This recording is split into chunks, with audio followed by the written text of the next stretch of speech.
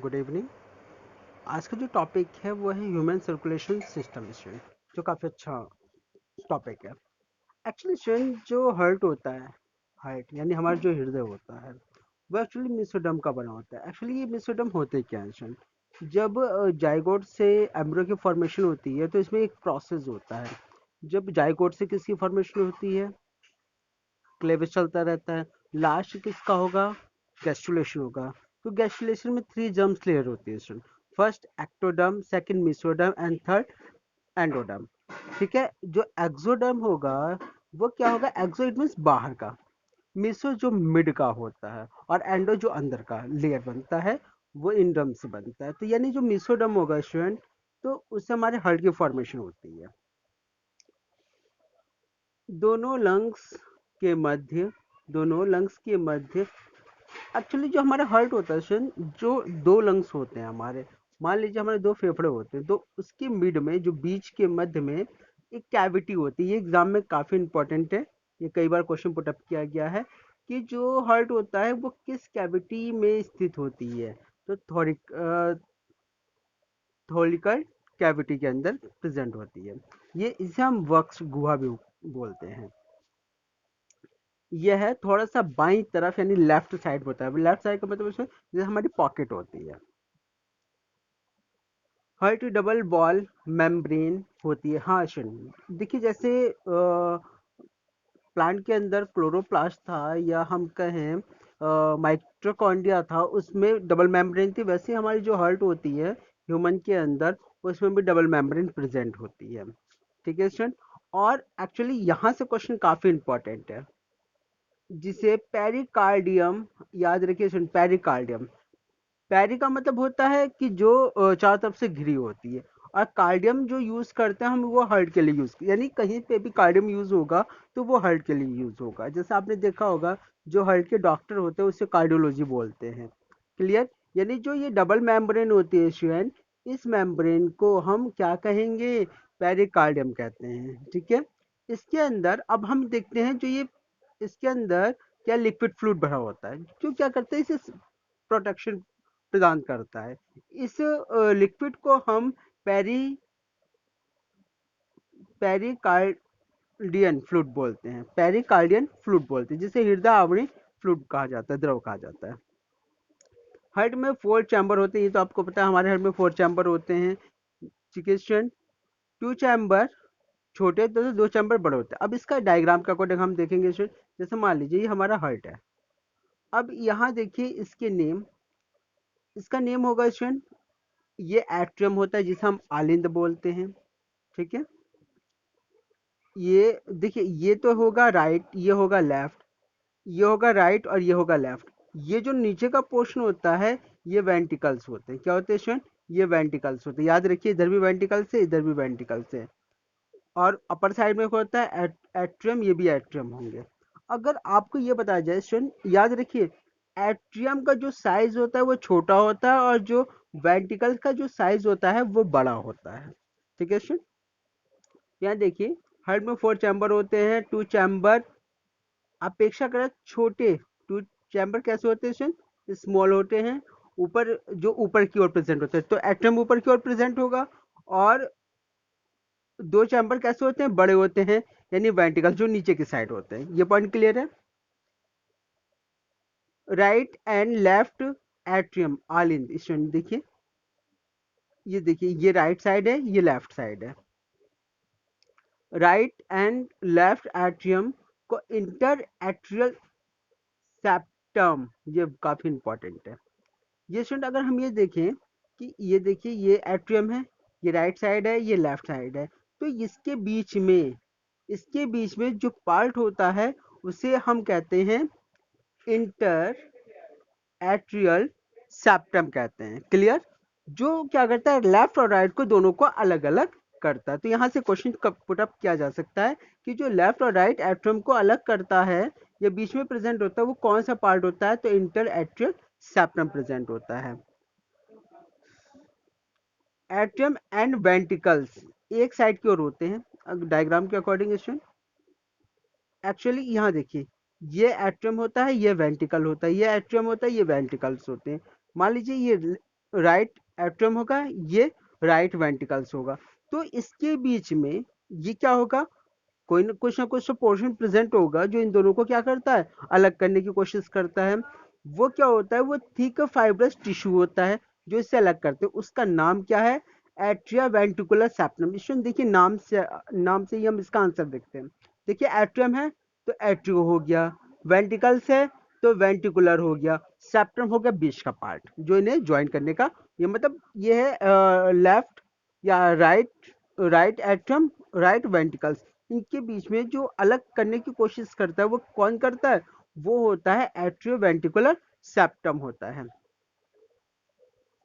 Right atrium and right ventricle के side three muscular flap. Actually अगर मैं कहूँ स्टूडेंट, तो लेफ्ट और राइट जो एट्रियम होंगे और लेफ्ट और राइट वेंट्रिकल्स होंगे, तो वहां दोनों पोर्शन वो अलग अलग होंगे। अब यहाँ देखिए राइट एट्रियम और राइट वेंट्रिकल्स, देखिए यहाँ डायग्राम के अकॉर्डिंग स्टूडेंट, अब यहाँ देखिए कि ये राइट एट्रियम है, ये राइट वेंट्रिकल्स है। अब यहाँ पर ट्राइकस्पिड प्रेजेंट होती है, काफी इंपॉर्टेंट है ट्राइकस्पिड। एक्चुअली ट्राइकस्पिड का फंक्शन क्या होता है, ये क्या करता है, ब्लड को अपोजिट आने से रोकता है। ठीक है, तो यहाँ से क्वेश्चन जरूर पुटअप किया जा सकता है। यहाँ से क्वेश्चन पुटअप किया जाता है, जो ट्राइकस्पिड बॉल होता है वो किस साइड प्रेजेंट होता है, तो वो राइट साइड होगा। और बाइकस्पिड या डाइकस्पिड किस साइड होता है, वो लेफ्ट साइड होगा। Clear. Right atrium and right ventricle के side three membranes flap cups से युक्त एक वॉल होता है स्टूडेंट, जिसे हम ट्राइकस्पिड कहते हैं। क्लियर। और जैसे लेफ्ट एट्रियम और लेफ्ट वेंट्रिकल के साइड टू मस्कुलर वॉल्स होता है जिसे हम बाइकस्पिड कहते हैं। ये यहाँ से क्वेश्चन काफी इंपॉर्टेंट है। और एक चीज और है, जो बाइकस्पिड है इसका एक नाम और है, मिट्रल वॉल होते हैं। ये एग्जाम में कई बार पुटअप किया गया है कि मिट्रल कपाट का जो दूसरा नाम है वो क्या है, बाइकस्पिड। या मिट्रल कपाट किस साइड प्रेजेंट होते हैं, तो वो याद रखिए, वो लेफ्ट साइड होते हैं। क्योंकि एक्चुअली बताओ, लेफ्ट साइड में जो ब्लड फ्लो होता है, या जो लेफ्ट लेफ्ट ऑरिकल से लेफ्ट वेंट्रिकल्स में जाता है, वो प्योर ब्लड जाता है, ऑक्सीडेटेड ब्लड जाता है। इंटरवेस्कुलर सेप्टम, इंटरवेस्कुलर सेप्टम के ऊपरी भाग एट्रियोवेंट्रिकुलर नोड प्रारंभ होता है, वह जल्दी ही राइट और लेफ्ट साइड को डिवाइड करती है। ये एक्चुअली मैंने अभी आपको बताया था। इस फाइब्रस को पुरकंजे फाइबर कहते हैं। ये काफी इंपॉर्टेंट है, पुरकंजे फाइबर्स कहते हैं। राइट एंड लेफ्ट ब्रांच शाखाएं सहित ये फाइब्रस बंडल ऑफ हिज, यानी हिज के बंडल कहलाते हैं। ये एक्चुअली क्या करते हैं, एक्शन पोटेंशियल यानी क्रियात्मक विभव उत्पन्न करते हैं। ये होता क्या है, डायग्राम के अकॉर्डिंग, डायग्राम में देखिए सुन, ये आपको स्ट्रक्चर एक दिखाई दे रहा होगा। ठीक है, ये एक्चुअली क्या होता है, यहाँ से ये आप देखिए, ये एक इधर चेंज हो रहा है, ये एक इधर डिवाइड हो रहा है, डिवाइड हो रहा है। तो यहाँ एक्चुअली ये होते क्या है स्टूडेंट, ये होते हैं बंडल ऑफ हिस होता है, याद रखिए। जो ये ए बी नोड होता है, जो ए बी नोड से ये ब्रांच में डिवाइड हो जाते हैं। अब जब ये ब्रांच में डिवाइड हो जाते हैं तो क्या होता है, ये बंडल ऑफ हिज होते हैं। क्लियर। अब यहाँ पर एक नेम और होगा स्टूडेंट, देखिए यहाँ पे एक नेम, ये नेम पुरकिंजे फाइबर। अब जैसे बंडल ऑफ हिज, तो ये जो येलो कलर के आपको दिखाई दे रहा है स्ट्रक्चर में, ये तो बंडल ऑफ हिज होते हैं। लेकिन ये जो स्ट्रक्चर अलग से दिखाई दे रहा है, ये जो इसकी ब्रांचेज होती है, ये ब्रांचेज इस टाइप की होती है, ये पुरकिंजे फाइबर्स होते हैं। क्लियर। एक्चुअली इसका नाम पुरकिंजे फाइबर्स क्यों पड़ा, क्योंकि पुरकिंजे नामक साइंटिस्ट ने इसे डिस्कवर किया था, इसलिए इसका नाम पुरकिंजे फाइबर्स है। और एक्चुअली ये फंक्शन क्या करता है, बंडल ऑफ हिज फंक्शन करता है एक्शन पोटेंशियल को ले जाने में हेल्प करता है। ऐसे note very very important. Actually student ये आ सकता है ऐसे नोट या ऐसे एन। बात तो एक ही है, चाहे आप ऐसे एन नोट कीजिए या ऐसे नोट कीजिए, एक ही नाम है स्टूडेंट। एस का मतलब हो सीनो, ए का मतलब ऑर्टिकल नोड होता है। क्लियर। ये एक्चुअली क्या करते हैं, यहाँ से वहां से एक्शन ऑफ पोटेंशियल उत्पन्न करता है। ये एक होता है पेस मेकर। तो एक्चुअली ये नेचुरल पेस मेकर होता है स्ट्रक्चर के अकॉर्डिंग। यहाँ देखिए सुन, ये रहा ऐसे नोट।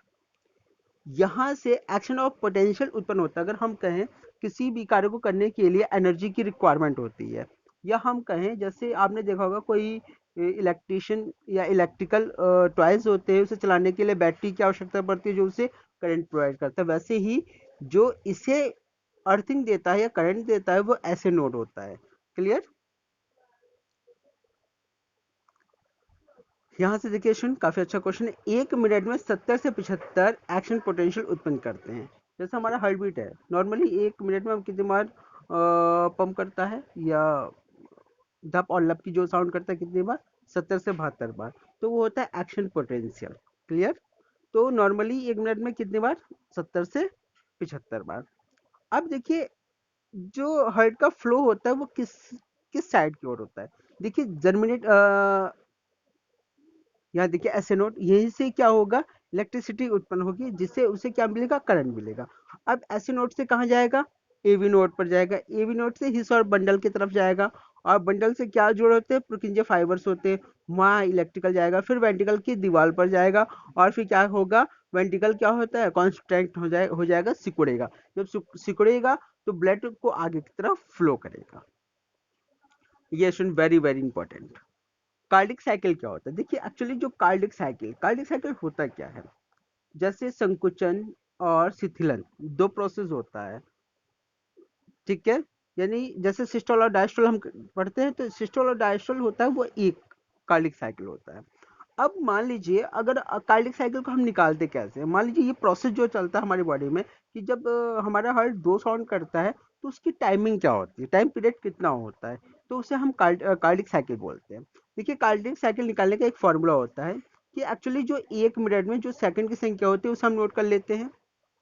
देखिए 1 मिनट में कितने सेकंड होते हैं, 60 सेकंड। उसे हम डिवाइड करते हैं 1 मिनट में जो हमारी हार्ट बीट धड़कती है उसकी संख्या को। जैसे नॉर्मली कितना होता है, 70 से 75 होता है, हम 72 ले लेते हैं अप्रोक्स, लगभग।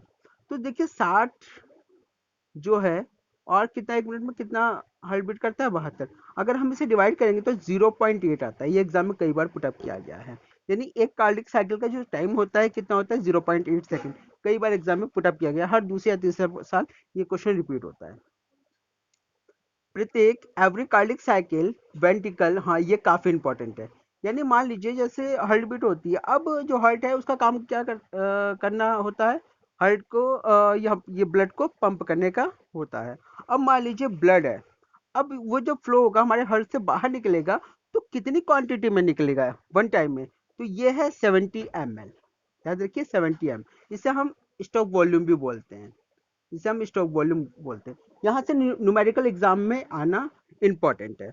स्टूडेंट अगर कार्डिक आउटपुट हम निकाले कि हमारा जो हार्ट बीट है वो लगभग 1 मिनट में कितना ब्लड पंप करता है, तो इसका एक फॉर्मूला होता है, हार्ट रेट हो गया, मल्टीप्लाई करेंगे स्टॉक वॉल्यूम। स्टॉक वॉल्यूम आपको पता है 70 ml होता है, और हार्ट रेट क्या होता है, 1 मिनट में कितनी बार धड़कता है हमारा हार्ट, 72 बार, अप्रोक्स 72 बार। तो देखिए यहाँ पे हमने फॉर्मूला अप्लाई किया और यहाँ से मल्टीप्लाई किया, तो 5040 ml आया। अब हमने इसे लीटर में निकाले तो अप्रोक्स 5 लीटर आया। यानी 1 मिनट में जो हमारा हार्ट होता है वो 5 लीटर ब्लड को पंप करता है।